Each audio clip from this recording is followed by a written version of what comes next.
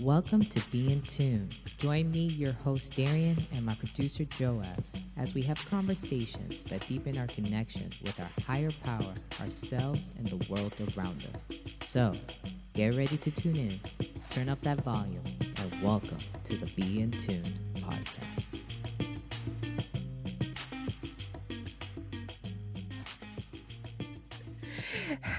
Hello.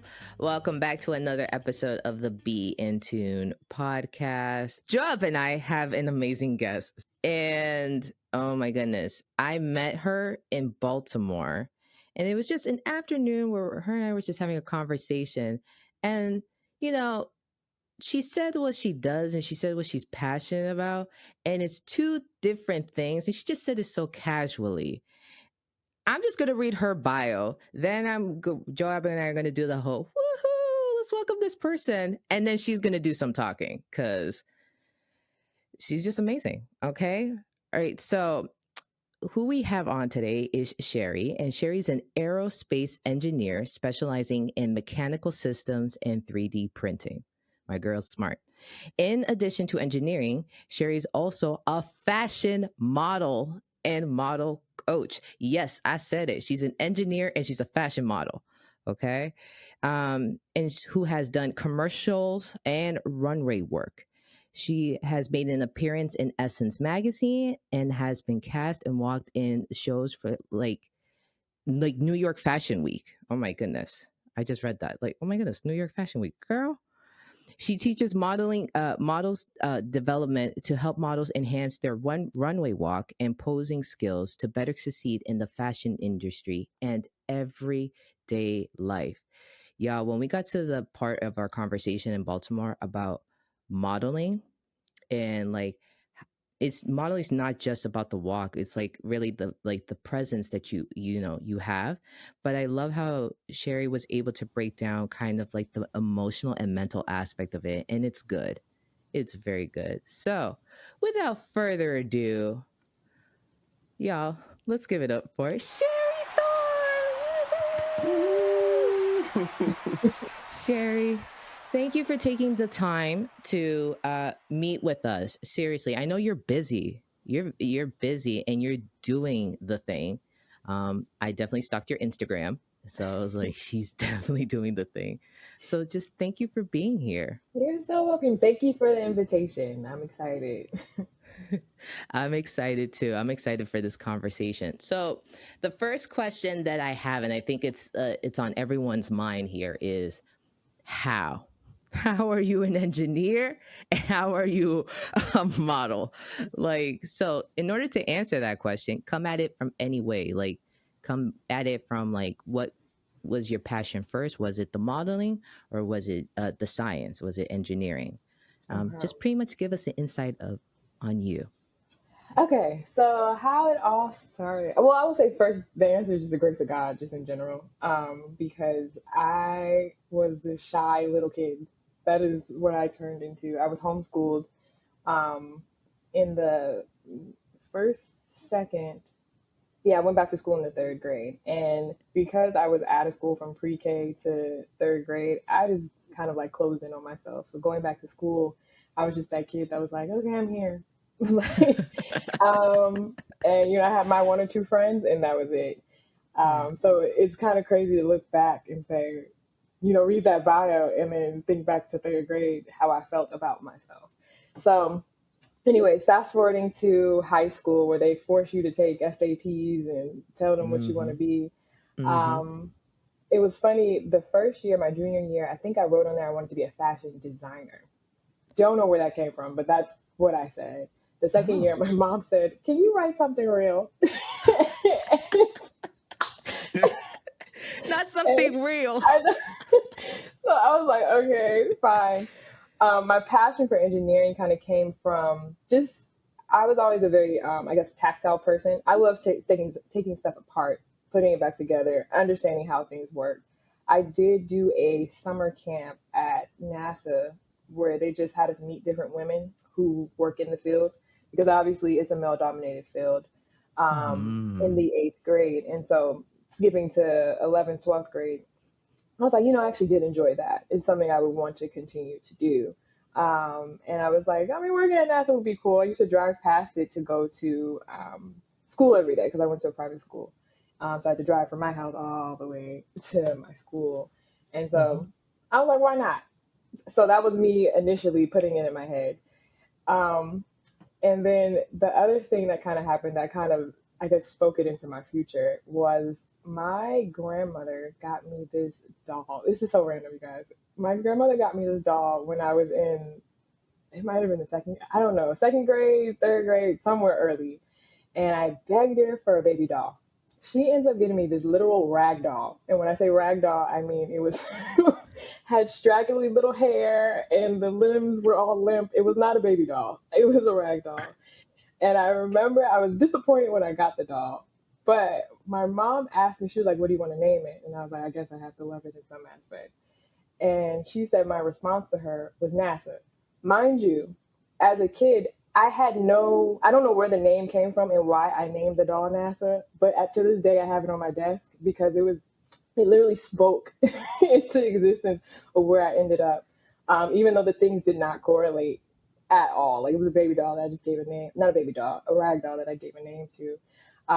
So, anyways, going forward, I decided in, I think, college, I went into the field of mechanical engineering. I decided I think my junior year of college that I was no longer working summer camp jobs because I was like, this is not for me, these bad children. Just not it.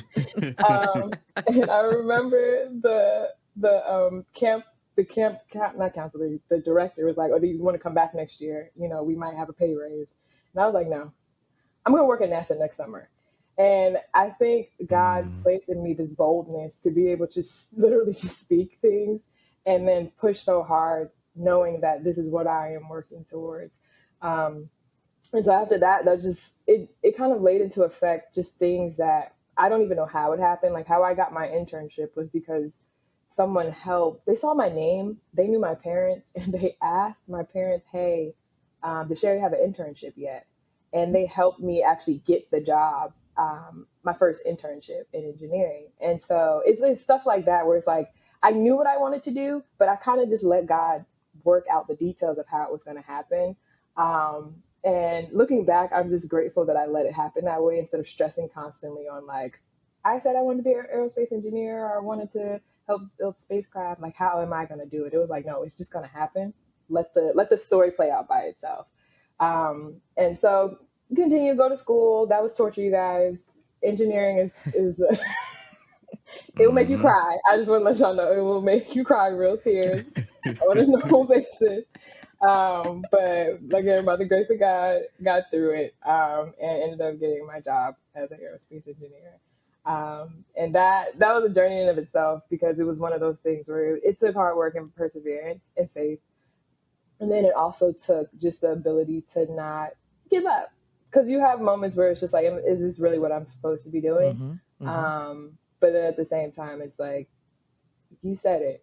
You said it when you were a kid, actually. And you said it again in high school, and it just kind of just got reconfirmed every single time. So that is the door for engineering. Now the modeling aspect was a little different. Um, Wait. Hold on. Hold on. okay, Hold am I on. jumping? Okay. Am I jumping? Am I jumping? No. Because I like as you were getting to the end of this part, like answering the engineering, I was like, hold on. There's like so many things to dissect there. And I know I asked you the question of how. So you're doing your job. You're telling me, okay, this is how I became an engineer. Now I'm gonna tell you how I became a model. Hold on. Hold up. There's just I have questions and Joab, I think you have questions. I was looking at your Mhm. eyes and I was like, because well, actually, we'll save that part really. I have a question. The rag doll. You still have the rag doll to Hmm. this day. Yeah. But before you knew anything about NASA, you just looked at this rag doll and when your mother asked the question, what's the name? You just went, NASA. Yeah. And it was funny because her response was to laugh, which was hilarious. Because she was like, "How'd you even know? That's not a name. That's not something you name something. Mhm. Mhm. That's not." Yeah. But that is what came from me. The automatic response was to call it. I'm calling NASA. And I would carry that doll everywhere, y'all. So yeah, that's what happened. That is just so wild and cool because like you literally just spoke your future. You Mhm. stated your future in naming that doll. Do you I have a question, and I'm being a little humorous when I ask this question. Do you feel special with God because the fact that God literally just like put it in your beautiful little mind of just like call it NASA, and you were Mhm. just like NASA's a great name. I'm Yeah, gonna say NASA, and for a God's like, doll. Um, I do in the sense of because I've realized how God has like created a path for me that mm, wasn't confusing. Don't get me wrong, there's still career questions that I have now, for but sure, for it sure. at least with how I got here in the first place, it I don't know, it wasn't there was no doubt. And I know sometimes people do struggle with that. And so it was just nice that in Yeah. one aspect I didn't have to worry about that. And God kind of laid it out before me. And I think it was just beautiful just to kind of rest in that peace in some aspect. Hmm. Because it's I don't know, you make a major decision about what you're gonna do in life when you're 18 years old or a lot of, they push us to make those decisions. True, Um, Yeah. and true. so for me, it was like one of those things where I did kind of have an answer when I was, I don't even know how young I was. I don't remember, but I kind of had an answer back then, and I kind of just rode that wave the rest of the time. So I think that is a blessing in and of itself. Yeah, absolutely. And you're so right. Like they do, speaking like society, right, and expectations, like we are at 18, we're asking 18-year-olds to kind of figure out like, okay, figure out what school you want to go to and make sure you pick the right school because make sure it follows all of like the regulations and coursework that you have to take for the career that mind you need to kind of pick. Or Mm-hmm. you can wait till you're 20 so you could do the first 2 years of school just general studies, but eventually you're gonna have to narrow it down. And Mm-hmm. yeah, and like at 18, what does an 18-year-old know? And I asked that question not to be rude, but it's like you just finished 12th grade. You just graduated high school. And that in itself, well, that's a journey.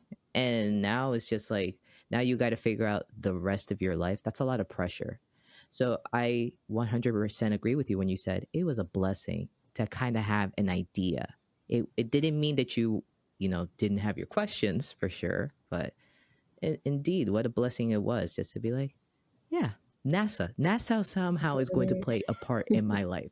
So let's also now jump to like when you went to camp and all that, like meeting.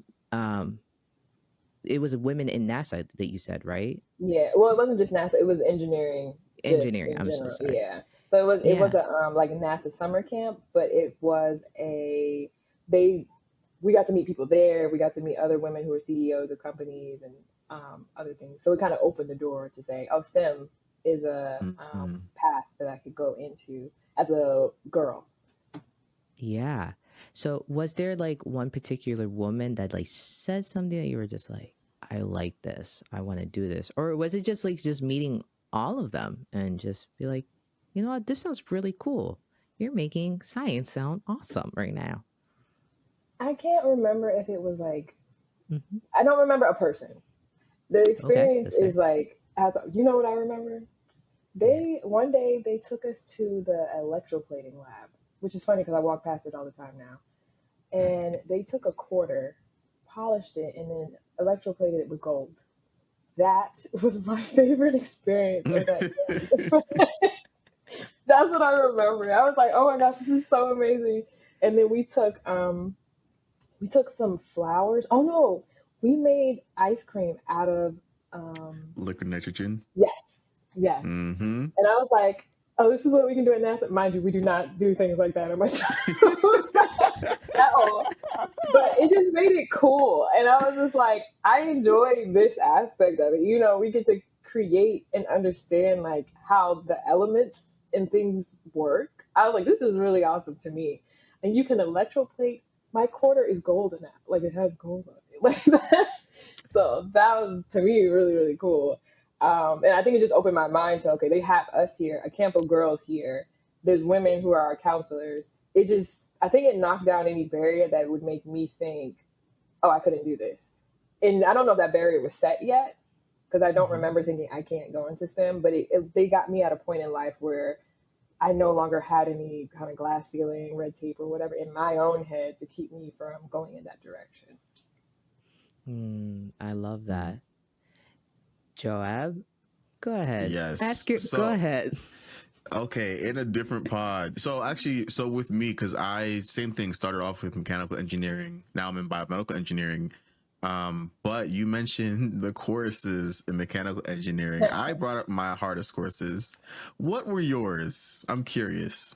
Okay, guys. So my story is a little interesting when it comes to college because I did what we called a 3-2 program. So I started off at an HBCU that did not have an actual engineering program, but they worked with the school up the street that allowed us. So we did a math degree at that school, and then we would transfer all our classes over and quote unquote be students at both schools and do our engineering degree at the other school.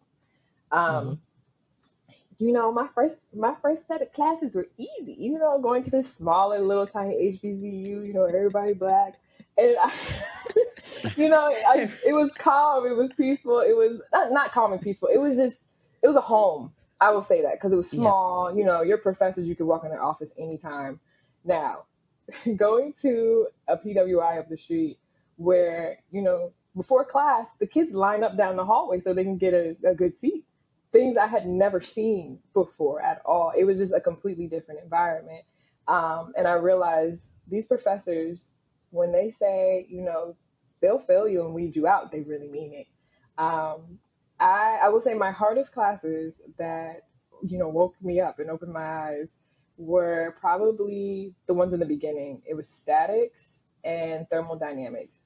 Were the two classes that y'all it's a whole nother level. My status class, which is basically just kind of understanding, I guess if you were to sit in a chair and put force on a chair, understanding why it stays up, that's the best way to describe it.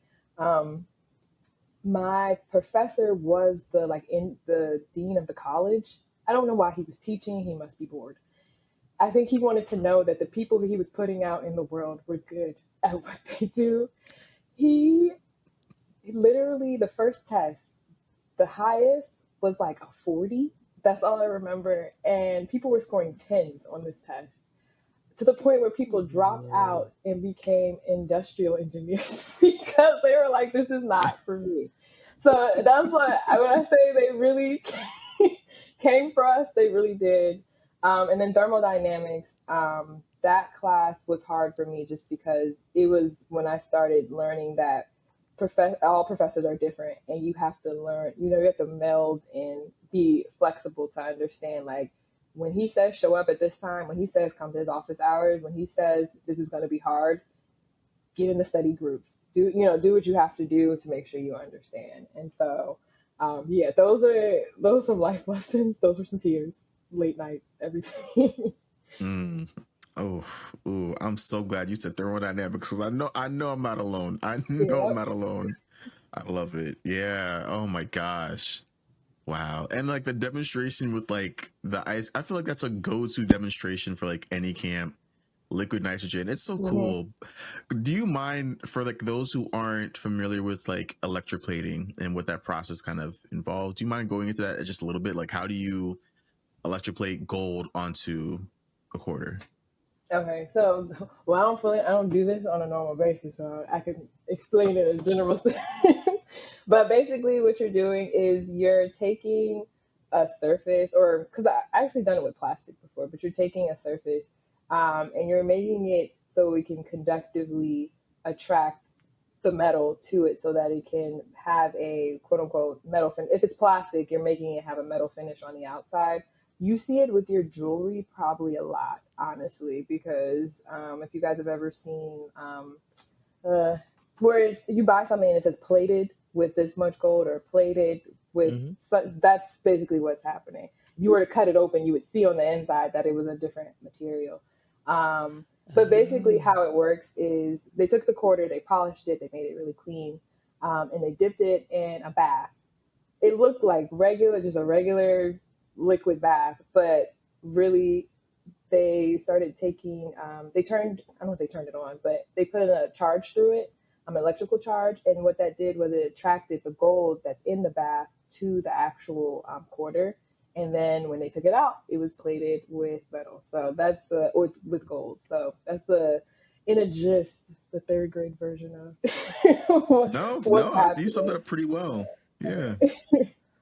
Thank you. I understood it. I'm like, you guys are having a moment right now, and I was like, I got it. Thank you for Okay, yeah, giving that's making sure that I the got it the third right grade. way. No, I appreciate it. No, you did a very good. I understood. I was actually imagining it. I was like, oh, okay. So, all right. Do I have any Yeah. more questions? Because No, just those two, because I know the electrolysis plating, that's something we kind of do in my lab, but like you mentioned plastics, and I'm glad you did, because like that's kind of what I do in my lab too, but with silicone. We do electroplating of gold onto a silicone film. So I thought that was interesting that they would show that. That's really nice. Really nice. I love this. So, Sheri, when you're talking about the college, when you ended up taking the classes at the college that was like up the street from your school and all that, you were really touching on something there too. Like this was just a whole other level. Like this it was just a different game. And it was it because the school itself, like its culture was like, we don't play games here. Like you have to, you either got it or you don't. Yeah. I will say, starting off at a HBCU where the environment is everyone succeeds, or not, I'm not even that. It's not everyone succeeds. It's we work together to succeed. It is a family mentality, where it's like we will gang up on the professors of the class. We will, But when I switched universities, I realized no, it's a dog eat dog world, basically, and it's. I remember this stood out to me so much. I was in a class where you had to make friends with people to survive, right? So one of the guys that I made friends with, he had old tests I guess a previous class. He got passed down to him from a brother or something. I don't know. He was like, "Yeah, I can share the test with you." And so we can study together and everything. In the midst of our conversation, another guy walks up and said, "Hey, I heard you had old tests. Is it possible if you could share it with me?" He looks him dead in the eye and says, "I don't have old tests." And I was like, "You just lied." You just lied to him. But what it made Gatekeeping. me, yes, what it made me realize is this is how they operate. It has nothing to do, if you're not a part of this crew, this clan, this how they come, how they function. It's not as a class we're trying to pass and succeed in this world. It was no, if you're not a part of my family or whoever I've surrounded myself with, if you can't offer me something in exchange for this, it's not, no, it's not going to happen. And that was a culture shock to me completely, because that was not what I was used to. I was used to, yeah, we share it with everyone. We want everyone to get good grades. We want everyone to succeed. And that kind of opened my eyes to how the world is set up, honestly. And that's why I realized networking is so key in keeping good relationships with people, even if they're not necessarily your close friends or anything like that, because people are looking out for themselves. That's their natural inclination, to look out for themselves and their family. And so it's like, for yourself, realizing going to that school, I was like, oh, I'm gonna have to do the same thing here. Not lie to people, because that was never my that was never my thought process. But at the same time, I realized and I learned that the culture here at this school and this culture here in this world is completely different. And as sucky as it might be that we're not all in this together, I have to understand that in order to survive in this environment. So that's honestly what threw me off the most, going from one place to the other. So Yeah. so it was kind of, to me it was drastic, but I mean other people might see it as like, oh, that's just college. But no, that sounds drastic Mm-hmm. because you just even breaking down the culture of like at your school, at your HBCU, it was like when one of us wins, we all win. Like we're gonna do this together, and then to go to another school culture of like, I don't know you, I don't have tests. I have tests. It's like I have Yeah. tests, and then I don't have any tests, and it's like I don't know what you're talking about. What you talking about, Willis? So Yeah. it's just it is drastic. That is very drastic. I just have a question of what made you like keep on, like what kept you going, because you said it, you're like, a lot of people quit and went into industrial engineering, right? And then I also imagine too, you're in a major, entering a field where there aren't that many women, right? And then black women too. Yeah, Please. you know, Got that. got to throw in that Yeah. layer as well. So what just kept you going in that time? Because you said you're like, engineering school, like they'll make you cry. You will shed some tears. I imagine you, maybe you did shed some tears, but how did you like wipe those tears away and keep And keep going? going. Yeah. I will say one thing that was very helpful was joining NSBE, so National Society of Black Engineers. Um, Mm-hmm. Mm-hmm. it was funny because when I started in all this journey, I remember when I heard about NSBE, I was like, who wants to join a Society of Engineers? That sounds so boring. But Joab, aren't you in that society? I'm not in it. I like attended like I think 2 meetings because they had yeah, free pizza, and then I just yes. never like actually got in. That's it. You guys are killing me. Who wants to join this? That's, This is boring. but I let want me free tell you, pizza. that's how you got people to go to your meetings if you had pizza. Because If as you a had college pizza, student, you don't have money to buy food. So if you have pizza, that's how you got people in there. Like that's how it works. So It's I understand completely. So, but anyways, I joined because when I switched schools, I was like, oh, I should probably get to know at least the other black students here. You know, not that all mm-hmm. my friends have to be black or anything. It's just I should know some of them that go to this school as well. And that was the easiest way to go to a society called Black Engineers, National Society of Black Engineers. Mm-hmm. And when I learned about them in that in those spaces, so they have a national convention where you have 10,000 Black engineers that come together just to talk about the field in and of itself. It's a career fair. It's a family, honestly. Like you have all of that, and then it's just like you really grow together with these people.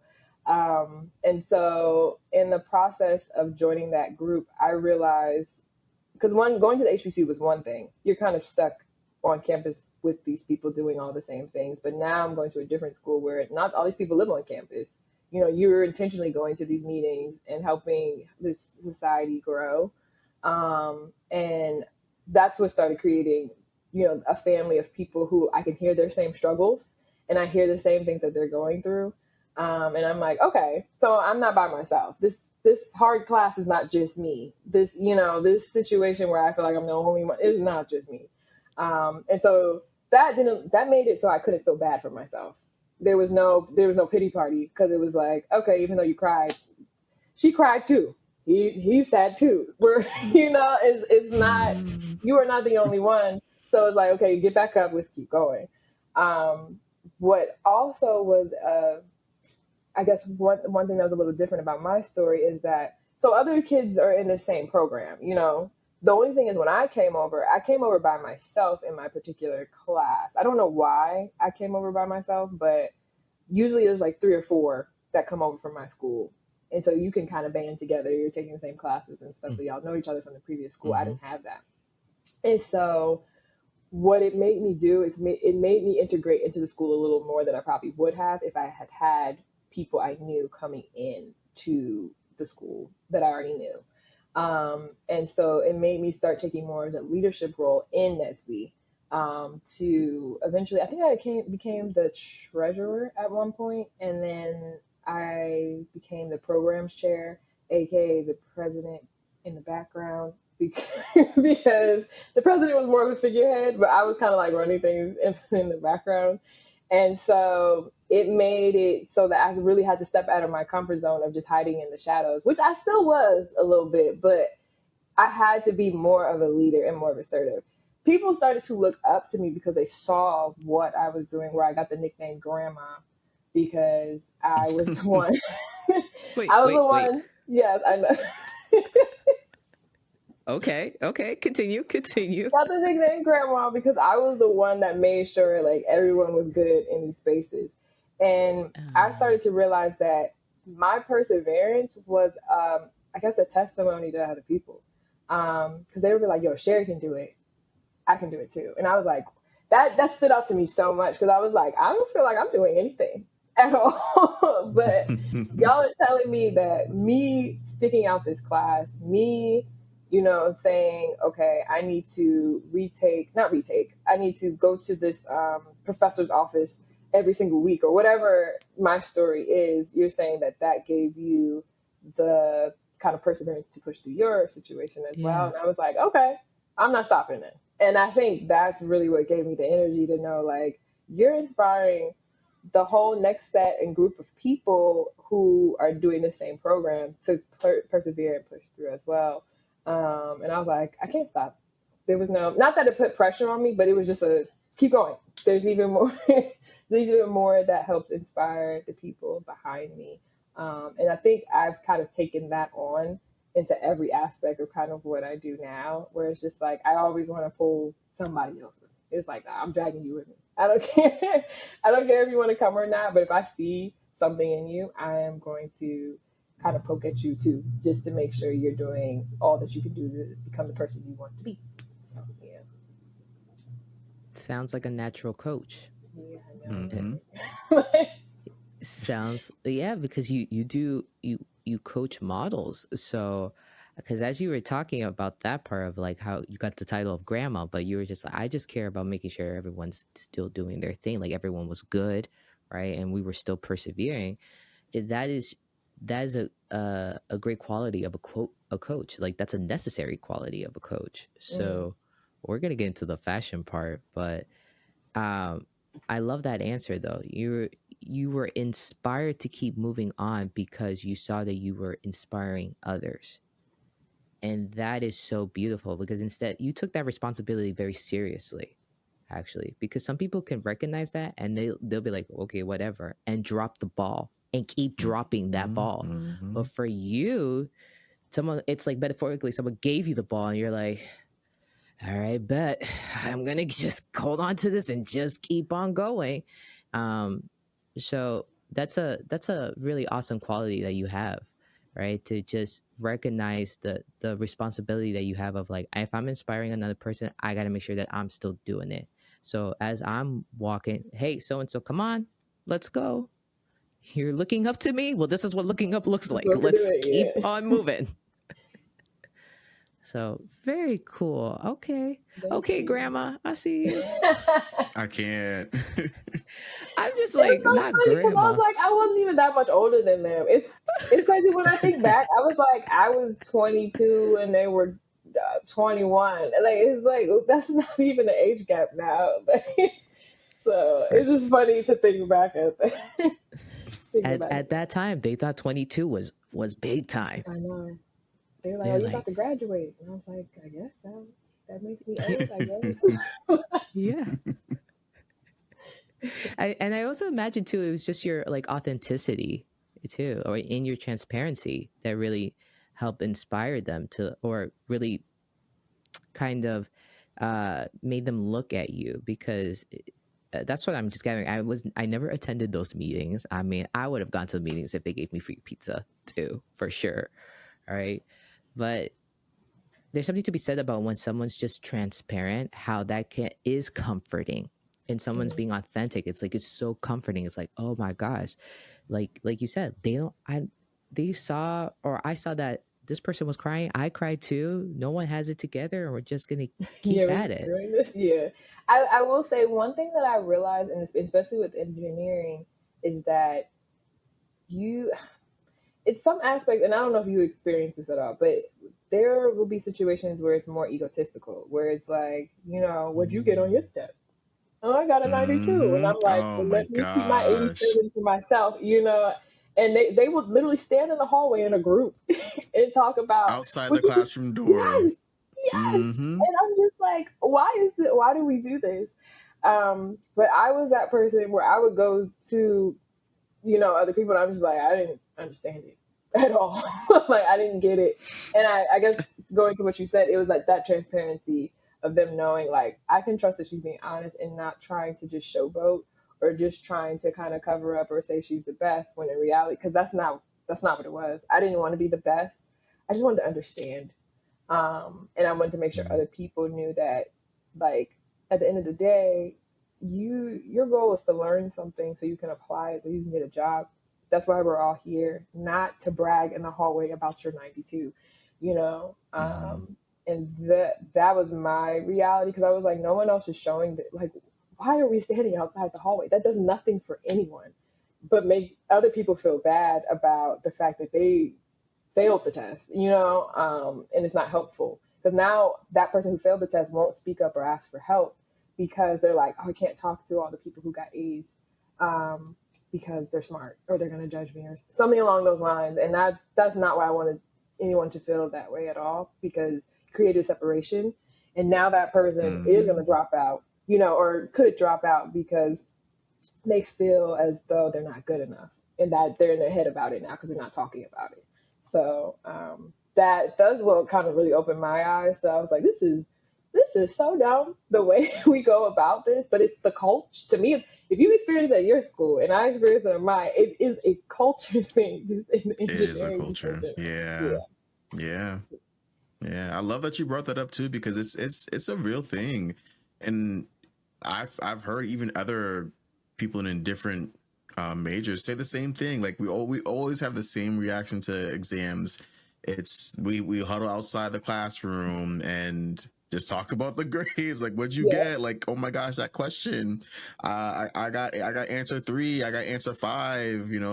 And my answer is like 452. I'm like, maybe yeah. I was way off in the ballpark. So it's anxiety inducing. But yeah, but the one thing when you were saying that I was thinking of is it's so sad that like you said, the culture, right? We make this culture about examinations and tests when some people who aren't maybe not familiar with the test, that could just be their that's not their teaching style, or that's not they just didn't understand the material. But that doesn't mean they're dumb or they're not smart enough, right? So, and it's sad because they could have some really great work ethic. Yeah. So yeah, And I I love that you was pointed out. And I was going to add in there, I was one of those people. I had test anxiety, and so I would be in the class to the professor's pulling the test away from me because I was like, no, I need to relook at everything. And every person that got up just made me more nervous, because I'm like, oh, they're finished. They're finished too. Why am I still sitting here? Mm-hmm. Mm-hmm. And trying to read that, just watching the clock like tick and tick and tick, and my brain is not comprehending words now because I'm trying to read the question, and I'm like, I know how to read, but I can't understand what I'm reading because I created so much anxiety that now I can't function properly. And so being that person, I realized, I was like, I know there's other people in here like this. And then I started learning that some people who leave early from tests is because they don't want to sit there and torture themselves. And I was like, oh, I'm getting nervous because you're walking out the room because I thought you're done. But you're leaving the room because you're like, oh no, I'm not going to get this. And I'm like, you're creating a scenario that's not even real. like. Um, and so that's the aspect of it that people don't talk about, because there are some people who succeed in college because that is their learning style. It's so easy, it comes to them naturally. And then you have the people who have to study over and over and over again, and even still struggle when the test gets put in front of them and they only have 60 minutes to get everything done. And that, knowing that was me, I was just like, okay, this, I know I'm not the only person in here, and that's what people kind of need to know about, that you're not alone and you can be very intelligent. It's not based off of this test. That's not it. Mm-hmm. You know so much, but when you're not under this anxiety and pressure in this second, that's when it flourishes. As you guys were talking about this, I was just like having just memories of like my schooling. And like I was the person that would leave a test early, like in college, and be like, I'm not going to get this. I'm better off just writing my name, filling out anything, and just walking out. And then I too was also the person of like just looking because hearing about some people like, oh, that test was hard, but luckily, thank goodness I passed. Thank goodness I got this. I took statistics in college. It just made me not want to ever do research. I was like, I don't get. And my professor one day like asked me a question, I said, I don't know. And he's like, you don't want to try? And I said, I don't know the answer to this question. He's like, you really don't? And everyone's looking. They're like, just give an answer. I'm like, I'm not going to give an answer. I don't No, know the no. answer. Yeah. And I'm looking at him like, why are you wasting? I was like, this is awkward for both of us because you thought you were going to be like professor of the year here with asking me a question and I was going to answer it. And then I'm not student of the year here just by saying, I don't know the answer because it's just like, I'm not going to, in that moment, I just decided to just be myself. I usually could kind of give like a BS answer. I was like, in this moment, I don't know the answer because, sir, I'm pretty sure I can't even read what's on the board. You write like chicken scratch. And this professor was notorious for that. So I'm like, okay. And so, but yeah, you guys are just talking about like what's in the culture of like engineering studies, but this is just within the culture, period. Like in any aspect of life, I think a lot of people get intimidated by hearing someone showboat, right? And this is where the comparison starts. This is where the doubt starts. This is where like the negative thinking is happening. Imposter syndrome, right, is all over the place. Someone's anxiety is through the roof, right? And Sheri, you said something very interesting. You just simplified it. You were like, we're all here to learn, pass these classes, graduate, and go get a job. Mm. It really didn't matter if you're 90, your 92 is somehow not going to get you, like that amazing job. It can be helpful, right? And on your resume to say you graduated with a certain GPA, but nonetheless, like you're all on the same playing field the minute you graduate, because now this touches on like, how are you in interviews, how are you in Yeah. like your work experience, are you the type of person that you don't have a problem working at the bottom and absolutely work your way up? I Mm.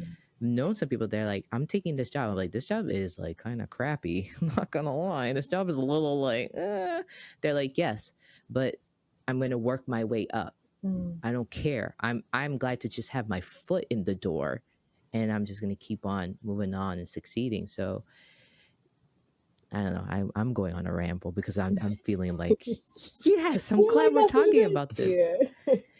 But I think it's something to be said. Like, folks, don't like try to put the blinders on there when you're comparing, because you also highlighted something too. You're creating a scenario that just may not exist. Here I am getting anxious because you left the classroom early. You finished the test quickly, and I'm thinking you have all the answers and you're good, but really this person's like, nah, fam, I left because I'm not gonna waste my time. Yeah. You're like, my time is more important at this point. You Yeah. know, that was I kid you, that was literally me in some classes in college. Some people are like, did you know that the answer is God? No, I just was not. They're like, what do you mean? I was like, I had no idea. I just wung it, And they're like, what do you mean? I was like, I had no. It's just I'm leaving. So yeah, it's good to just remember what's up, what's reality. The reality is, and in school setting, the reality is you're all there in the classroom to learn, pass your exams, graduate, and go get that money, and that's it, At the end of the day. right?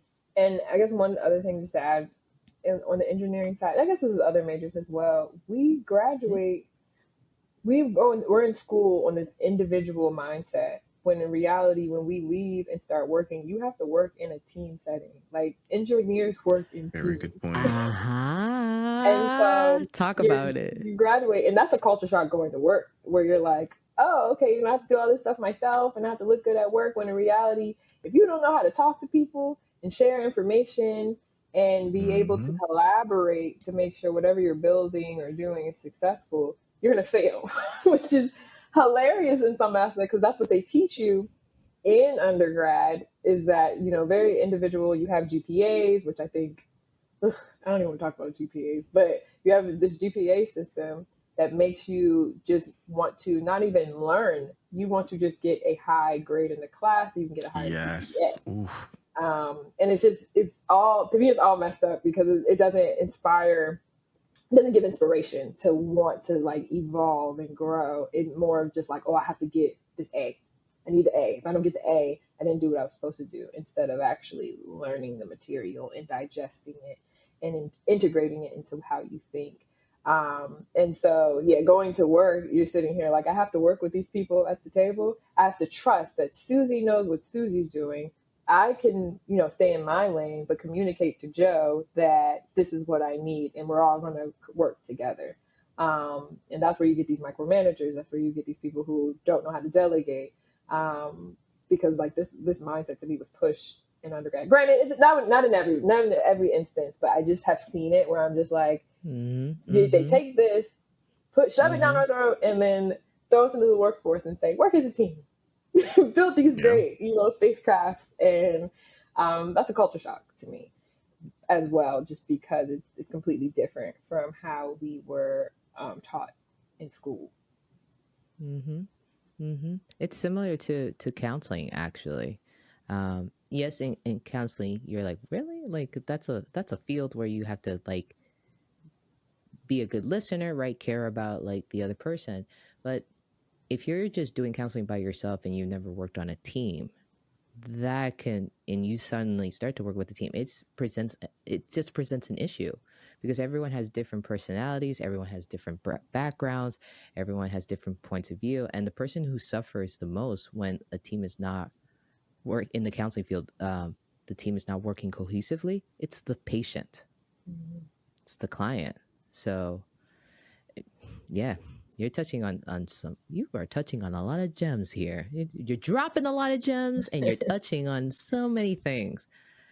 So okay, so I guess it was a good thing then that you went to the HBCU and you kind of got that experience though of like, we're working together, because now when you graduated, you would kind of understand this. You're like, oh, all right, we're gonna work together now to achieve this common goal, and along Yeah. with getting that experience of everyone's out for themselves.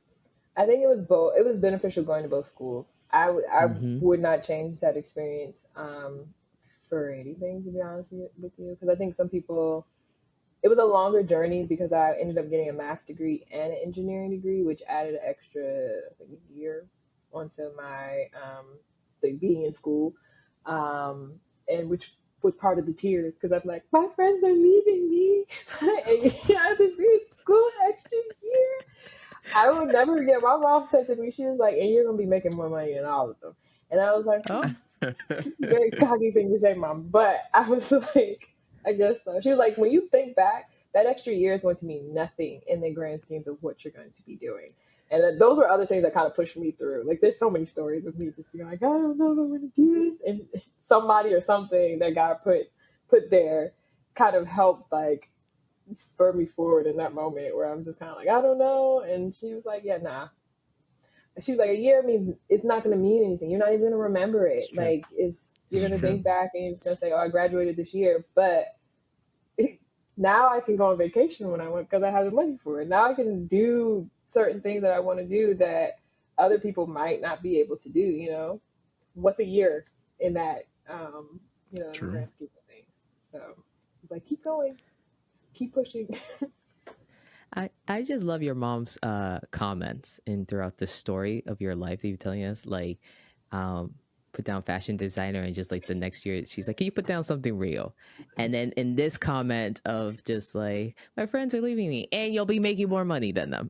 It's just That is my mother. It was just so funny because she's the type of person that will say something and then act like she's shocked that she just said it.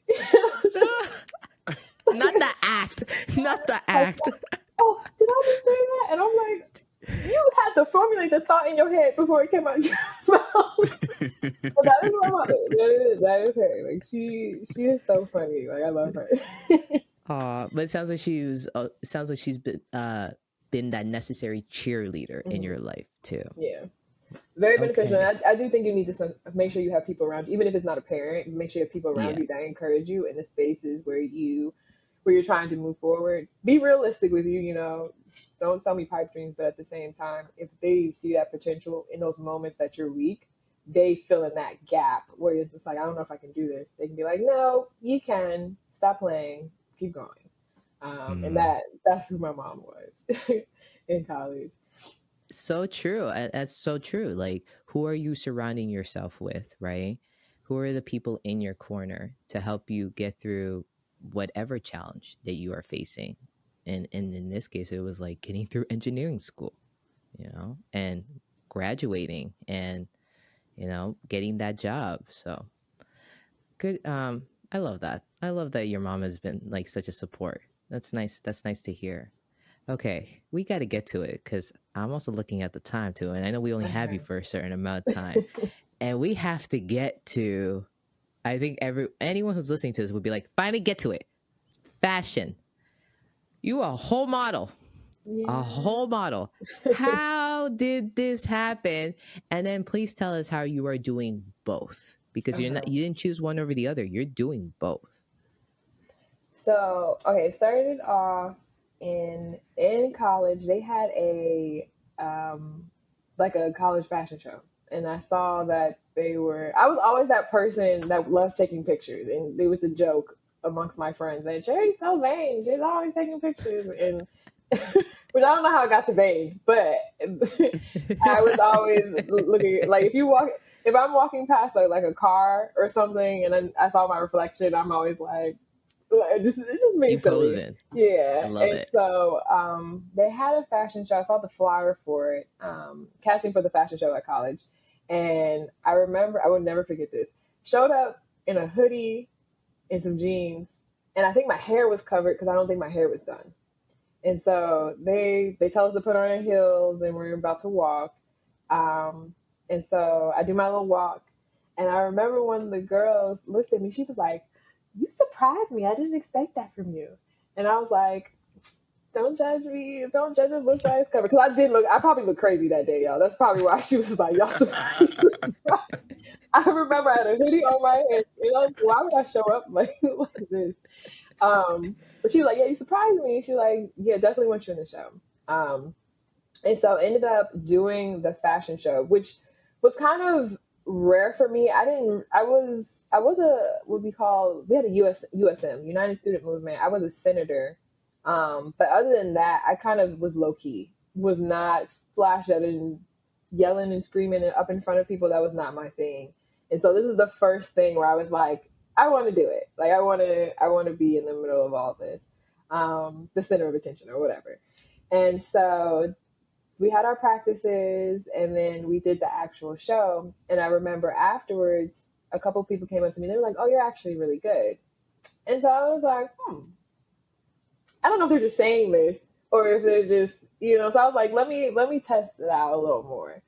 Um, because I was in two schools at the same time, their breaks did not match up ever. So the HBCU, where I did the show, they were off for the whole Thanksgiving break, while the other school where I did my engineering classes was only off for like 3 days for Thanksgiving. So I'm stuck. Oh. Everyone's left. I'm stuck kind of by myself. And I saw a flyer. I will never forget this because I wouldn't have been there otherwise. I would have went home if I was still going to the other school. Um, they had a flyer for a fashion week in that area, or a fashion show that was coming up in that city. And so it happened during that break that everyone had left for Thanksgiving break. And so I was like, let me go before I actually leave for Thanksgiving Day. And so I went, ended up getting in the show.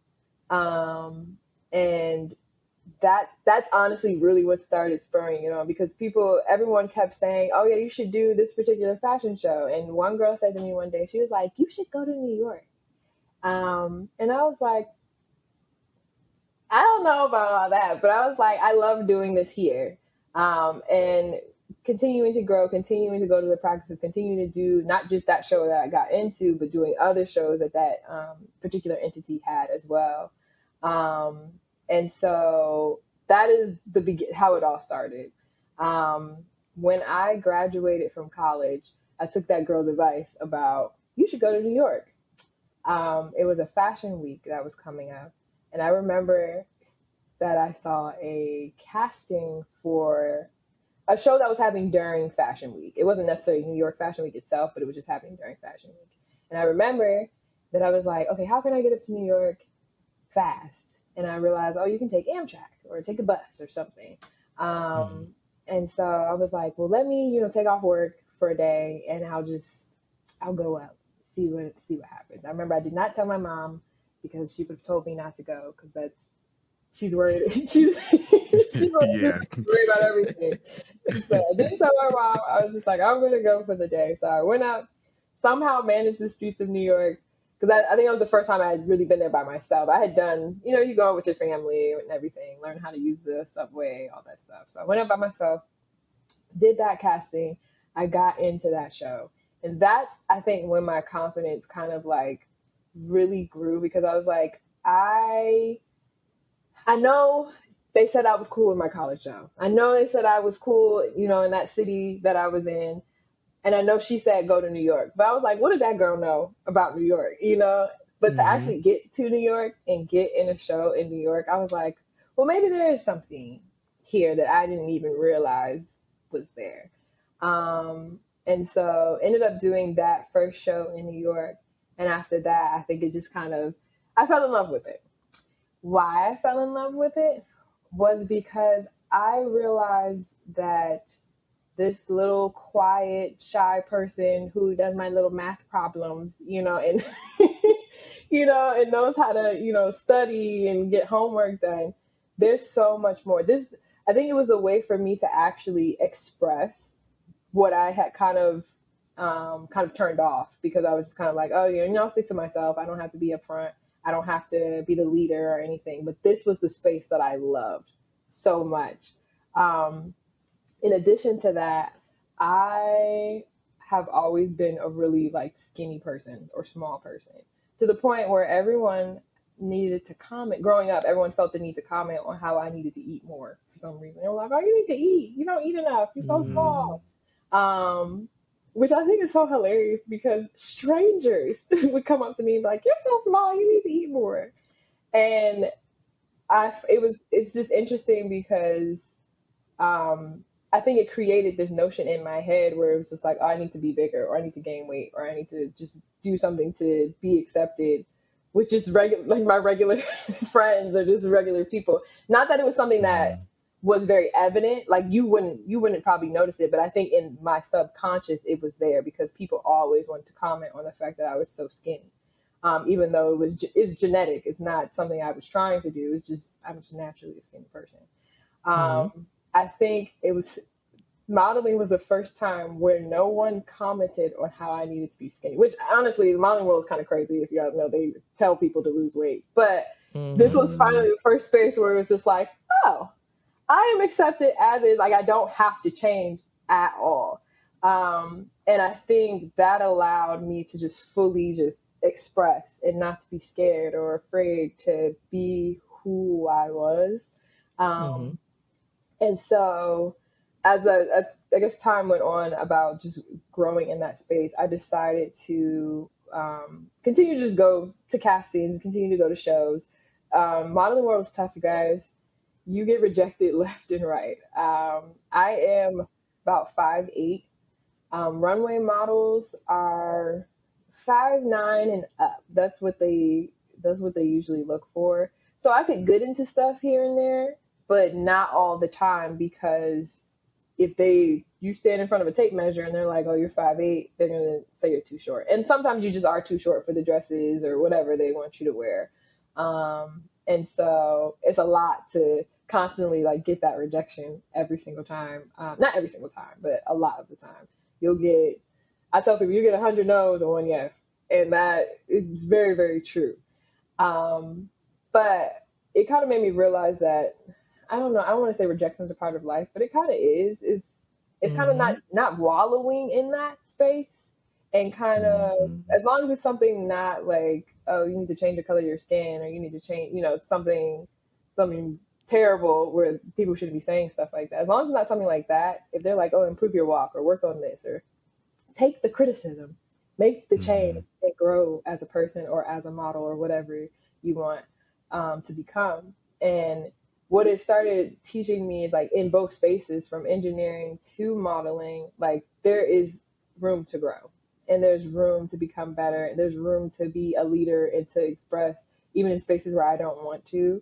Because I'm that type of person where I take leadership roles because nobody else wants it, but I don't want things to fail. So I'm like, okay, no, I'm gonna do it, but it's like low key. Like, don't give me the title. I don't want the title. I'm just gonna do the work because I know I'm capable. Um, and so I think modeling is what allowed that to really develop into more of a, I guess, consistent role with me and something I didn't have to be afraid of or scared of. Um, and so I think that's why I really started loving it so much, especially the more you get to know people in that space. And also just growing and understanding the industry. So how I started teaching was it's so funny, you guys. It started because with getting all the rejections, I remember talking to one of my modeling friends, and I was like, you know what? We should just start our own modeling agency so we'll find out about more castings and then we could quote unquote cast ourselves in different modeling jobs. And so I was joking about it, but it always stayed in the back of my head. And so I there was an incident in I guess 2019 where the government shut down. So for about a month, it was in January. So about a month before Fashion Week, I had literally nothing to do. Yeah, Yes. because my Yeah. job, I couldn't work at all. And so, or I think it was a partial government shutdown, but my job, we weren't considered non-essential, so we weren't working. And so I literally had nothing to do. And it was, like I said, a month before Fashion Week. And so I was like, well, I said I should make my own like agency to see what what could happen or what could come from it. So that's what I ended up doing. So I ended up creating creating a business where I could become my own agent. This is how it all started. I could become my own agent to at least be able to find out about different castings or different opportunities. Of course, I still realized how hard it was even on that side, but I realized how people take you more seriously as a business versus as an individual. There's a million models trying to get modeling jobs, but a lot of times I started to learn that the way the business works is people work through production companies, people work through modeling agencies versus working with individual models, which makes sense legally. It makes sense, and just time wise, it makes sense to deal with a business that deals with all your models versus then dealing with your 50 models yourself. And I was like, oh, this actually, I get it. Mm-hmm. In the process, it helped me learn just different things just about the industry, how people get scammed all the time, listening to people telling them to pay money and, hey, we'll get you these jobs if you pay us $1,000 and we'll do this training. We'll get you a photographer. We'll do this. Crazy things that I'm learning happens in this industry all the time that no one really talks about. It's kind of like under the radar. And so during that time where I started my business, also started kind of an Instagram page where I started posting all the castings I would see so other models could see them. And this was my way of kind of, I guess, giving back in some aspect. I don't know. I guess I hadn't done that much at that point, but, but I was like, I need to see these things. Other people need to see them as well. And so created an Instagram page where people could see different castings and then started my business. And so as time kind of went on, what I incorporated into it was this isn't just about Sheri. Yes, Sheri can, see different things, but I started realizing runway modeling is cool and it's fun, and I know how to runway walk, but it doesn't mean Sheri's gonna book runway jobs all the time because of my height. And so I was like, I need to start sharing things with people. So one, they're not wasting time, they're not wasting money, and then they're also ready and prepared for just anything that could happen in this industry. And so teaching became a thing when the pandemic happened because everything that I was doing that was more for myself got shut down.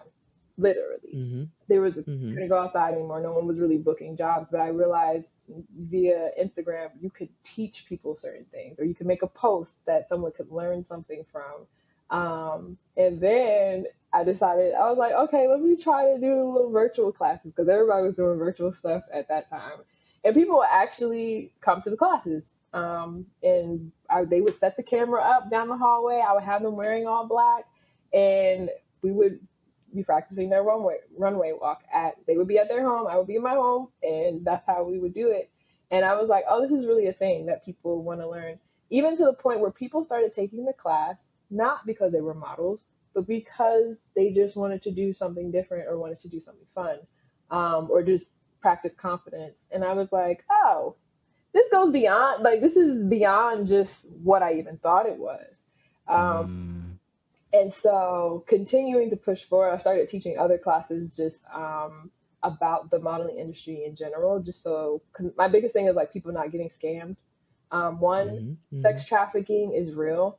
And you don't want people putting themselves in spaces that completely were unsafe or just losing out on money because they thought, oh, this is how you get into this industry, when in reality, it's not at all. And so started spreading that awareness, started spreading that message, and then also continuing to show people how to be confident, how to walk, how to do those things. And that's when I really just started loving that aspect of teaching, and also getting other people in jobs. I did, because I had an actual business, randomly I would get people hitting me up about doing a commercial or doing what was it? It was commercials, and it was also like, I guess, modeling jobs, photo shoots. And they were looking for models because for some reason my business is listed as an agency versus like a management company. But I was like, whatever, I can do it all. And so I was like, oh yeah, I can find people. But I will say nothing is cooler than when you're watching TV and the commercial that you were in the room when it was getting filmed comes on TV, and you're like, I picked that person to be in it. And Full so circle moment. yeah, exactly. I was like, Yeah. giving it, it became, don't get me wrong, if someone asks me to model, I will do it. But there is something that's so cool about helping other people reach their goals as well, and knowing that like you coach this person up to this point or they gain something from that experience. It is really, really cool. And I think that is kind of it, like you said, full circle. It really has become one of those things where it's like, I started this for selfish reasons. And don't get me wrong, I don't have my selfish days where I'm like, yo, it's me, I want to do it. But there's other instances where I really do love, I'm like, no, let's do this as a group, or let's get more people in here. And that's where casting for New York Fashion Week, that's where I absolutely love that. The very first time we did a casting for New York Fashion Week, we had like 400 people show up to the casting. It was crazy. Like, absolutely crazy. But it just goes to show how many people want to be in this. And the goal to me now is like to even expand that even more, because I see the beauty in kind of bringing people together, and then I see the beauty in kind of helping other people know and grow in this space. So yeah, that's basically it in the gist. How do I balance both? It's interesting. Wait, hold up. Sheri, You got my questions? girl. You got questions? I got what? I'm listening, and I'm like, oh, that's a good point. Oh, that's a good point. Oh, that's a very good point. I think you hit like 4 points, and I'm like, whoa. Okay, we got to take it back, Okay. and then we will end with you telling us how you balance Okay. both, because I'm sure someone would be like very curious and wants to know the answer to that. But we got to take it back to that Thanksgiving break, and you're just like, this is an interesting flyer. I'm going to do it. And it's interesting that I want to highlight that, because then later on in your story, you talk about how like modeling has helped with your confidence, because you're like, I was just like this shy kid doing my math homework, right? And then here I am being bold and confident to just look at a flyer and just be like, I'm going to go for it. Like, what do you think that was for you? Is it fair to say that you've always had this confidence? Maybe in some aspect, I'm thinking back to when I was a kid, like the 5, 6, before the world traumatizes you. Okay. Um, That's a good point. The world does trauma. I love how you said that. It's so true. it's funny because my mom and my dad said I was one of those kids. Oh, actually, no, we have a home video of me in the middle of a crowd twirling around in a circle, not caring that people were staring at me, not caring, like not having a care in the world. So I feel like deep down, kind of like you said, it has always been there. It just got suppressed when I did start caring about what people thought. Um, and so when I had that opportunity to kind of like find a space where I felt kind of comfortable, it was like, come on, let's do it. And it's funny. The other aspect of this kind of funny is that it took me being around people I didn't know for me to do it. Um, because, and this is what I realized, even with New York, when I first started, I didn't tell anybody. Nobody. I didn't tell my mama. I didn't tell anybody that this was something. Of course, when I did the show, I had to tell her that. I'm like, I got in a show in New York. I'm going. But for me, inviting people to shows was not something I did. I didn't tell people when I went to castings because I didn't want to have to tell them if I didn't get in. No one really knew what I was doing. So it really took me being in a space where I was like, if I fail, no one will know for me to even move forward in that Yeah. space. It's kind of interesting now that I think about it because a lot of people love support from the people they know, but I was kind of the opposite where it's like I don't want any of y'all to know anything that I'm doing, not yet. Maybe once I feel as though I have succeeded.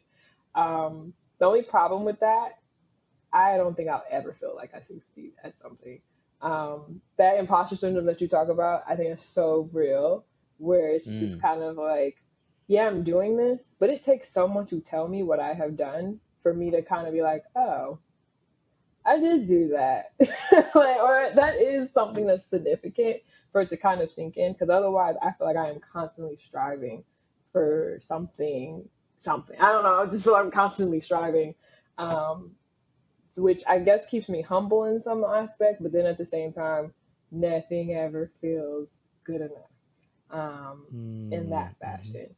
So I do think part of it, I guess to answer your question, I do feel like part of it was always there, but then at the same time, I don't know, I had to be alone to even push forward in feeling safe expressing. Like, I don't know, like it's kind of weird, but I felt like I didn't want to be around anybody I knew in order to start down this path moving forward. Mm-hmm.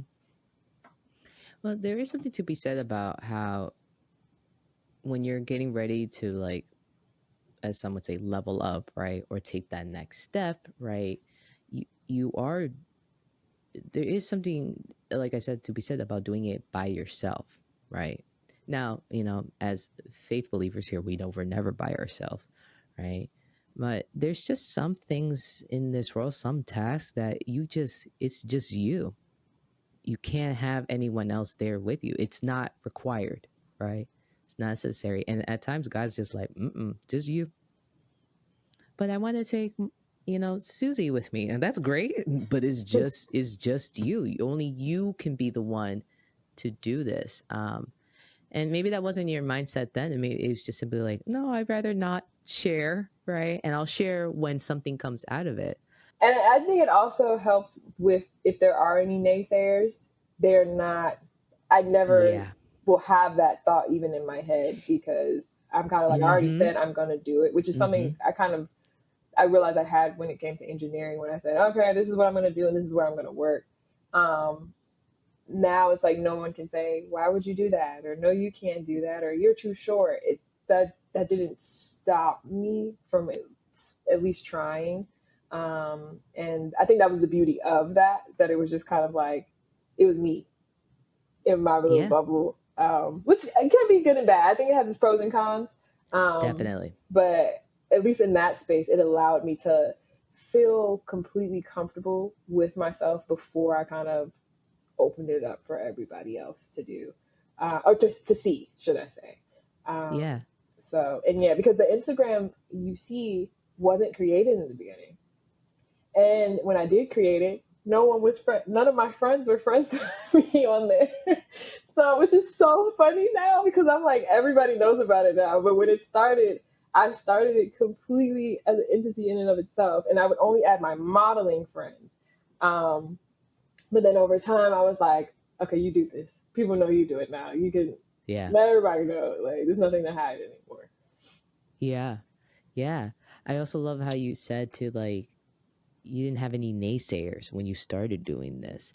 And that is the pro to that. That is the pro when it's you decide not to include everyone in your next step, that you are the one that's taking that next step, right? And that is the pro of just doing it quote unquote by yourself without the support, because now you only have your voice in your head. You don't have anyone else's voice in your head. So I mean, of course, it does require a balance, right? But you are so right about that, that you're like, there are pros and cons to that. So, and I'm so glad that now you have welcomed your friends Yes. onto here. To that space, yeah. Now they know. It was funny the first time I told my whole entire family, not just like my parents, but my whole entire family about one of my fashion shows. It was it was a New York Fashion Week show, and I sent the link in our family group chat. I was like, hey you guys, if you wanna watch me walk in the show, you can watch it on this link. It's at this time. And so it was just really cool because they were like screenshotting and posting on Instagram, like, oh, that's my cousin Aww. and stuff. And so that made me Aww. feel, I don't know, it just made me feel really good that I know that it's like they love you, they want to support you, they want to be a part of this. This is really cool for them as well. So I realized I was like, I don't have to be scared to incorporate the people that love me as well. Like you're not letting them down. Mm. It's not you're not failing at anything. And Mm-hmm. so that I think, like I said, that pro and con aspect of it. I don't know if it was more fear of incorporating them. I feel like it kind of was, but it was Mm-hmm. nice to incorporate them to be like, okay, we're all in this together. And yeah, this is a beautiful moment. Mm-hmm. That's how I was.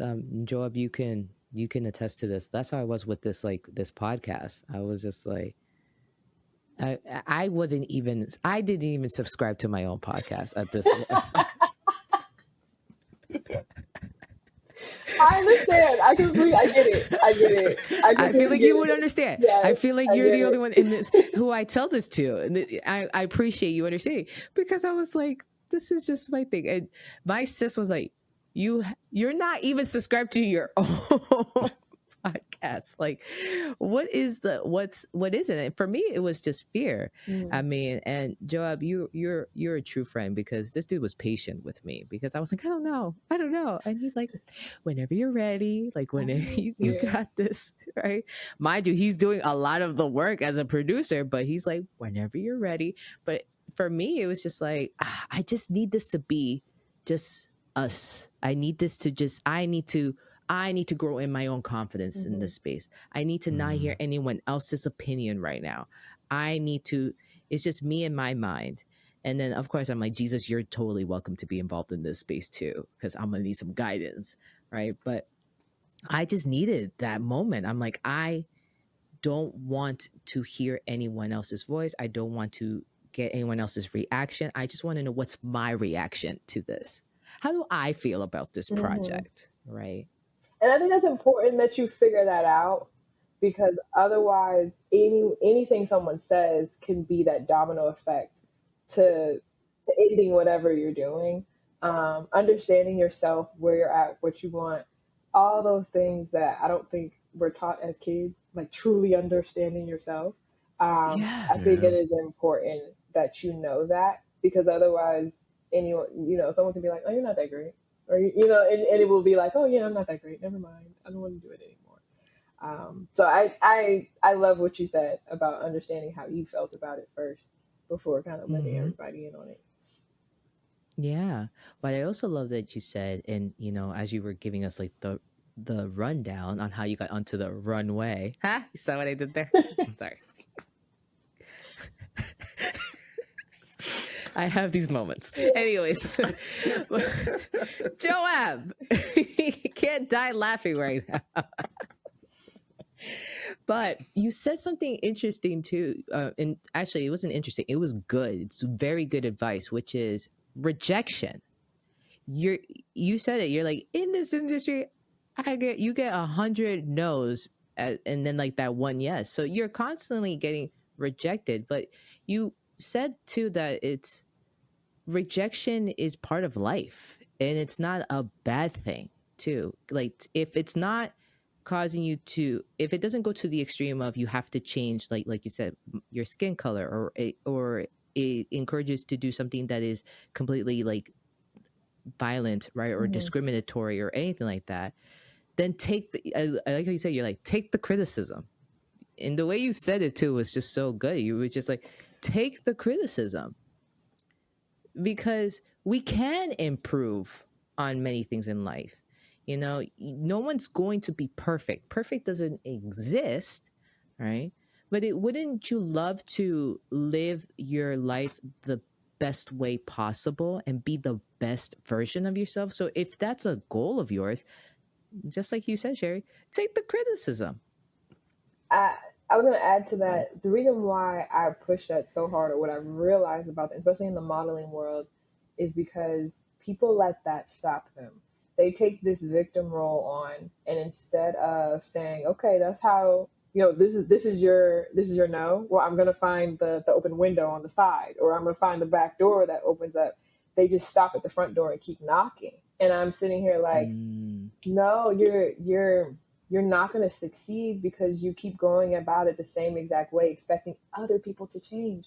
When in reality, you mm, can only control yourself, how you Mm-hmm. perceive things, and then how you react to it. And me learning that, sometimes I have pity on other people who, in situation one major thing, height in modeling has not changed. One thing that has changed is body structure. Like, you have different models with mm-hmm, different body structures. That has changed. mm-hmm. But height, runway models, they just want them to be a certain height. So you have people who are 5'6", 5'3", 5, who are like, "Oh, this is discriminatory with height." And I was like, I get it. I completely get it, because I'm not that tall either, in the aspect of I'm not going to book every modeling job that I get or that I want to get.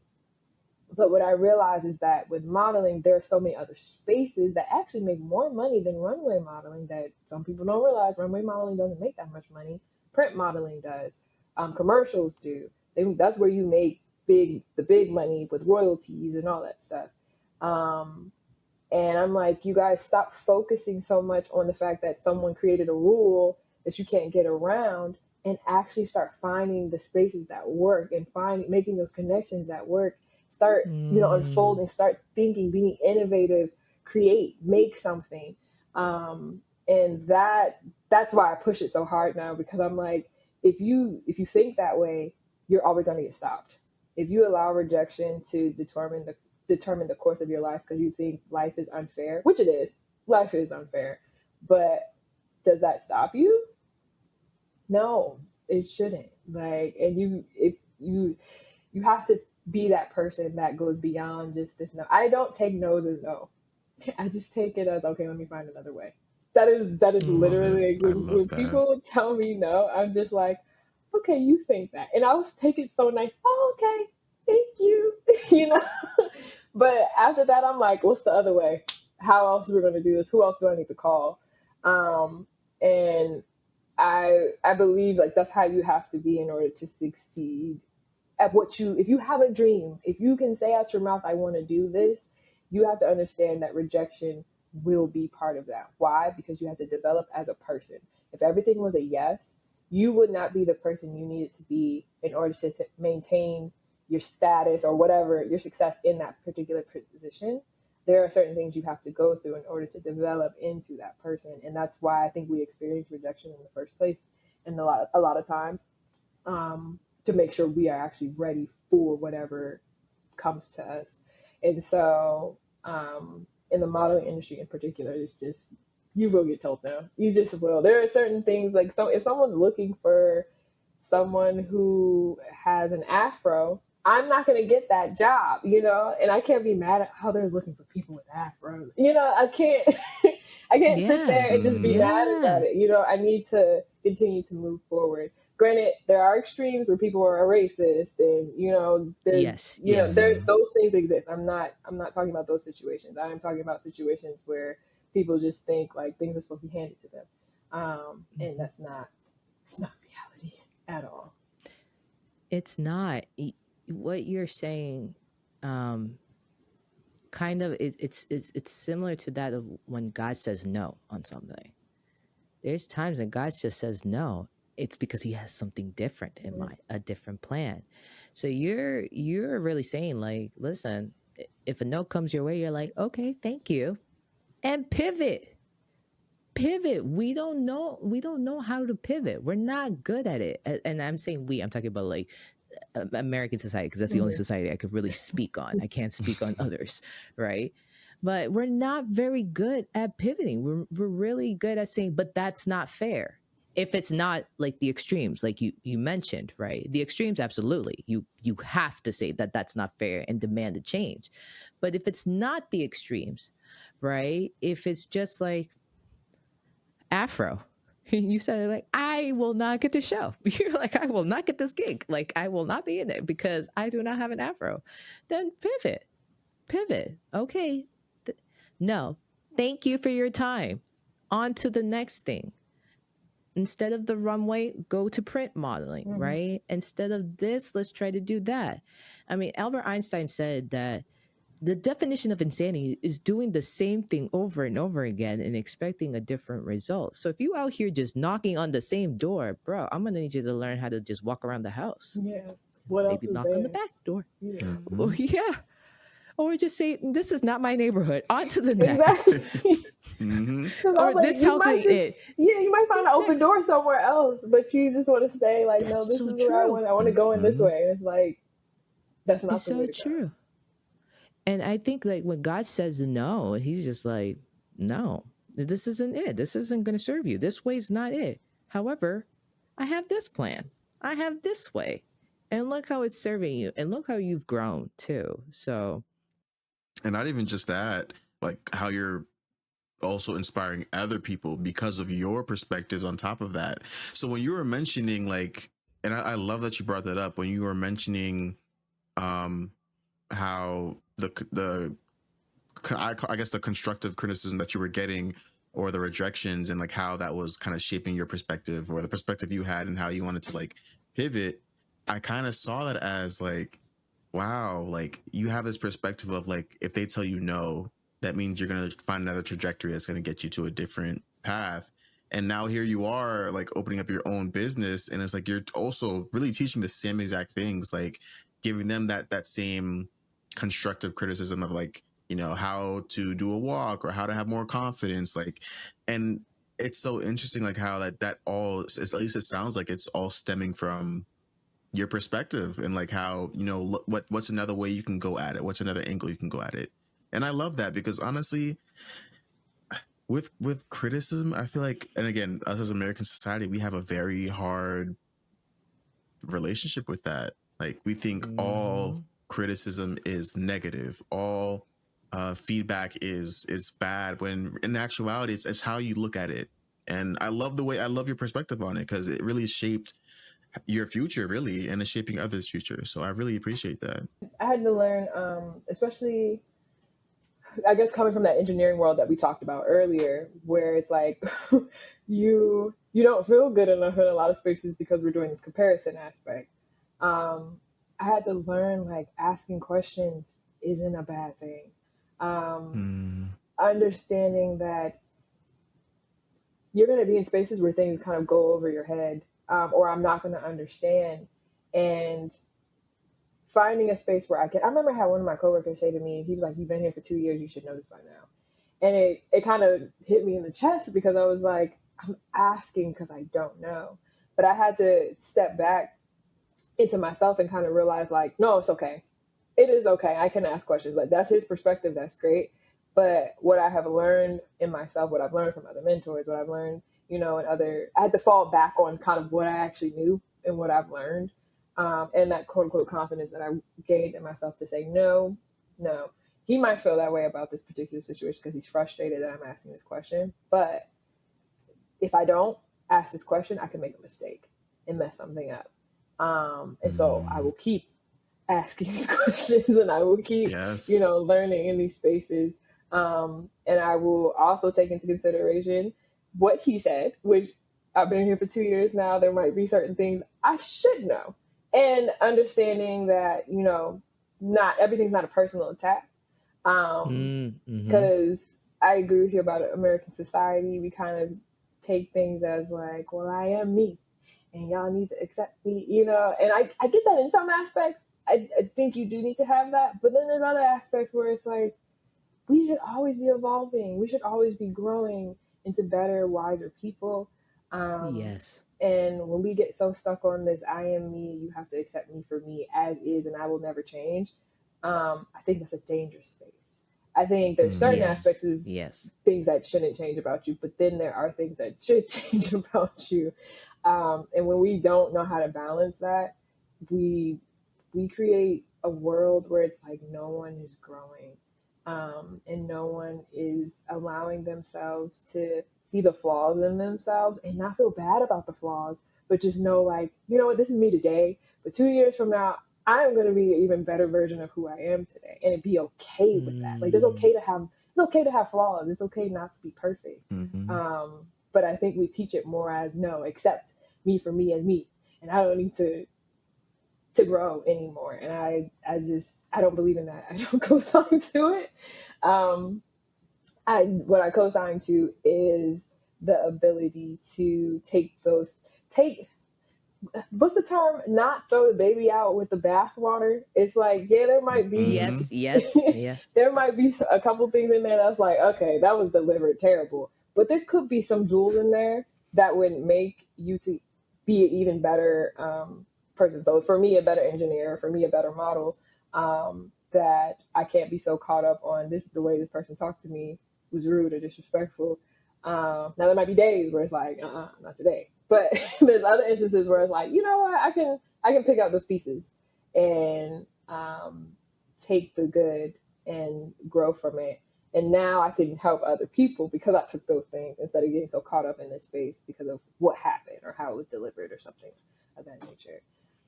So yeah, that's why I think that rejection thing is very important, especially in the modeling world, because you're going to see more no's than you see yeses. And now with AI and then making people out of computers, it's a whole nother it's a whole other thing. Like, we don't even have to go down that rabbit hole, but it is a reality of life that you're just going to get more no's in this space than yeses. And so you have to be able to come with your A game, your confidence, and be able to kind of keep pushing, even in the times where you don't like the answer that you get. And be okay with asking questions. Yep. Ask your questions. And I will never forget my English teacher in high school. He was like the best. I loved him. He said, I went up to him and I said, hey, I went to a Catholic school, so he was a brother. So, Brother Ernie, I have a question. And he goes, no, I have a stupid question.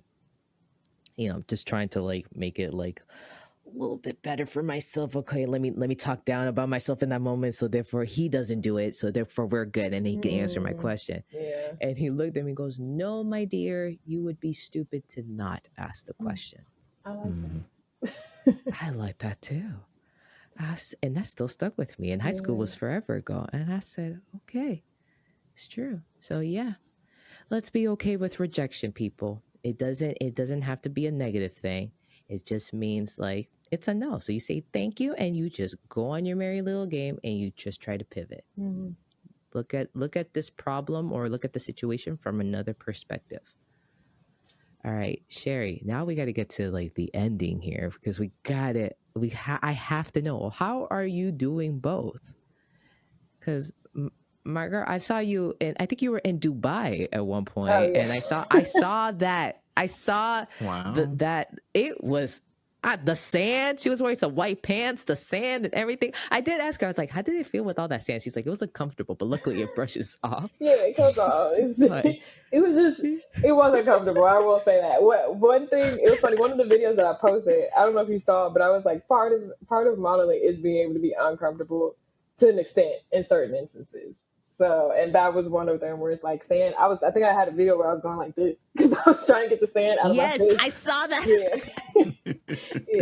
Yeah. Yeah. But the pictures turned out good. They turned out so good that yeah, it was You worth looked it. fabulous, my dear. Thank you. Fabulous. I was like, and I love your hand. It's like she is smart and pretty. Look at this. Like it was nice. I Thank really you. enjoy seeing those photos. So how are we doing both? Because now you're doing aerospace engineering. You have a business, right, where you are coaching models, but not only that, you are also trying to get them jobs as well, and you also do the work yourself. You go and do shows, or you book certain gigs for yourself. So how are we balancing all of this? Okay, so I will be honest. So y'all know, Mm. y'all know everything. I will say ebb and flow. So you have to understand that there's gonna be highs and lows for each one, and then balancing out the other with, if it's a high here, it's gonna be low in another space. If it's high here, it's just knowing that and being okay with that. I think when I first started, I was like, I need to do everything at the same time at high levels, and I learned, I was like, that's how you burn out completely. And so my goal after that was more of understanding, like, I love both, and no one can't tell me I can't do both. It's just understanding that if I'm doing, like, so I guess an example would be right now, I'm working on testing in my engineering job, we're doing a lot of testing and integration. So we're really high here. So that right now, the amount of modeling stuff I'm doing is fairly low. So I might do stuff here and there, and just making sure if people have questions, I can answer them, or if they want to do training, I can do the training here and there, because a lot of stuff is virtual. So that's easy to do. But as for the heavy, big stuff where we were doing those major castings and all that stuff, I probably wouldn't accept something like that right now, because I know I had to be at work every day, all day, probably overtime. And so understanding that balance, and then being okay with that balance. In the instances where I know engineer, like before, I guess last year, I wasn't doing testing. So I can take off when I want it and be able to, because of the pandemic, we can telework now. Yay. So that gave freedom to be able to be in other spaces, and, telework, get everything done, but at the same time, be able to do the modeling stuff. So I was the person on my laptop, doing little stuff. And then I'm like, all right, take some pictures. So it really is understanding and making sure that you have, one, the right people around you to support you, and then two, making sure you can actually balance. I think that's the best way to say it. So other things that I do to balance is making sure I had help. My family were, when it came to doing the major castings and helping out with the fashion shows, the more recent ones that we've done, they've been my backup support for helping run shows, helping run castings, getting videos, doing all this extra stuff that I probably would never been able to do by myself. And so having those people around you, because then, yeah, you can send someone off to do something and you can get something else done.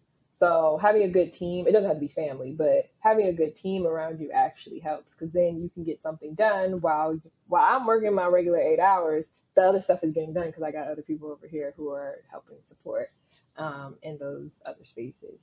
And then I guess as for modeling myself, those things, I don't do it as much as I used to. I will say that I don't model as much as I used to, because I do more with casting and teaching now. But I mean, if someone asks, I'm definitely, you want me to do a photo shoot, Sheri will be there. So yeah, but yeah, I guess the real answer is honestly understanding your situation and then finding the balance. There are certain people who have certain jobs that won't let them do that at all. They have to be there every day, all day, weekends, overtime, everything. So I'm lucky that I got into a space where I can get my job done. I don't need to worry about it. I don't have homework. I don't need to be here crazy hours or working weekends like that. So I can't do other things. And then a lot of times with modeling, I can push. If someone's asking me to do a job, I'm going to say a Sunday. That's the easiest thing for me to do, because then I can, work my week or do it later in the day so I can do a photo shoot. And it's a lot easier with photo shoots instead of like runway and stuff, because now I know it's going to be 2 or 3 hours versus a whole day getting ready for a runway show, or prepping for God knows how long they want you to be there, because some people don't know how to organize this, so they want you there all day when it's Mm-hmm. like, you really only need me for 4 hours, so why am I here at 8 a.m.? So, but yeah, it's stuff Ooh, like that, like yeah, learning like what you can do. I know photo shoots is yeah. probably more of a more lucrative one, and then two, time wise, it makes more sense to just spare a couple hours here and there versus all day. And then casting is easy because a lot of that is online. I don't really have to have a physical. Sometimes you'll have physical castings, but if you're booking someone for a photo shoot, have people submit pictures, we find someone, see who the client likes, we're good to go. And so that's probably the easiest aspect of it, because you can do that on your lunch break. That's nothing that's serious. So there's ways to make things work if you want it to work. I will say that. But you do have to be organized, and you have to take breaks when you need to take breaks. That's the one thing that I realized after every fashion week. I would kind of just take a break from Instagram, social media, because it was a lot. It's a lot. Um, just looking for jobs and looking for opportunities, taking on the disappointment and knowing that, okay, I thought I was going to get that job, I didn't.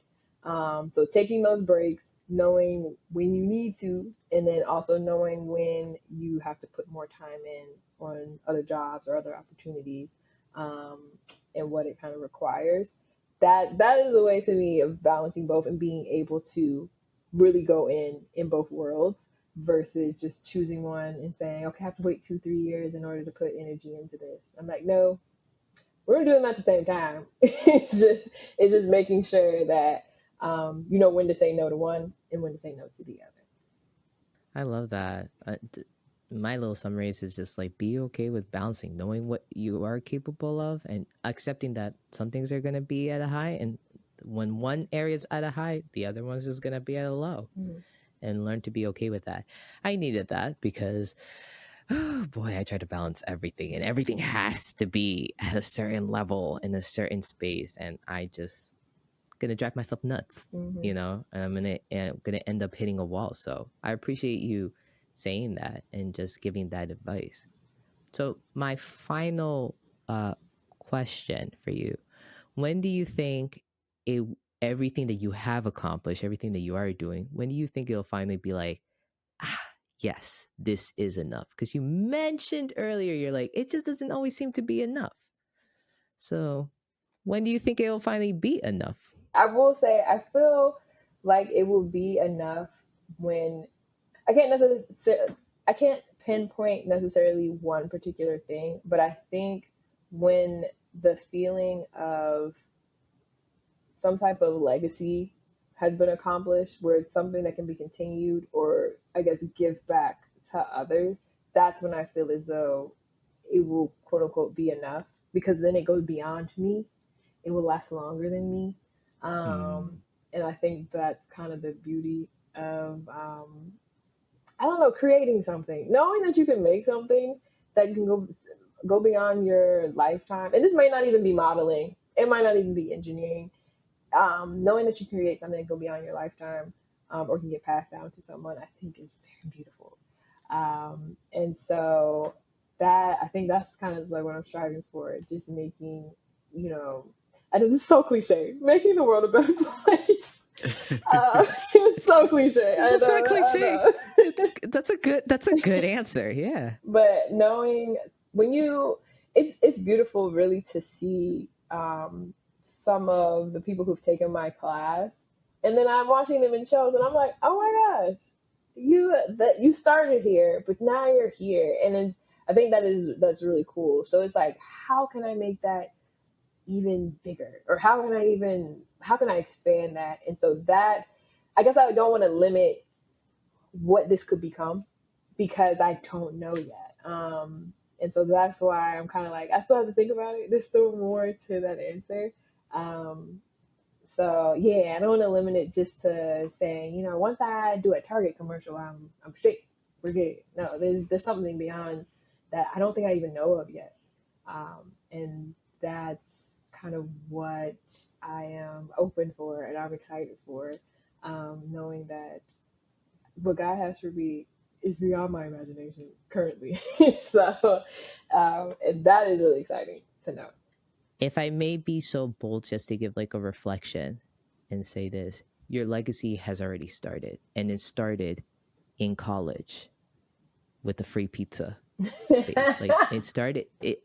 I really Yeah. do, because my reflection is that I heard that as a theme, that you are, we talked about confidence, we talked about learning how to just take like a leap of faith, we talked about, you know, learning how to accept rejection, we talked about learning how to pivot, we talked about a whole bunch of things, we hit like so many topics. I mean, like, just this episode alone is like 6 weeks of therapy right there, you know, with just like the points that we highlighted.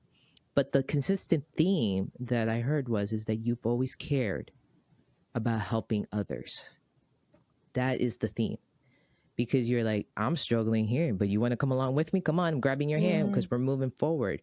So that's it, like I said, that's my reflection. You care about others. I mean, during the shutdown, I remember that time, that shutdown, and then during the global like pandemic, right? You took that opportunity not to.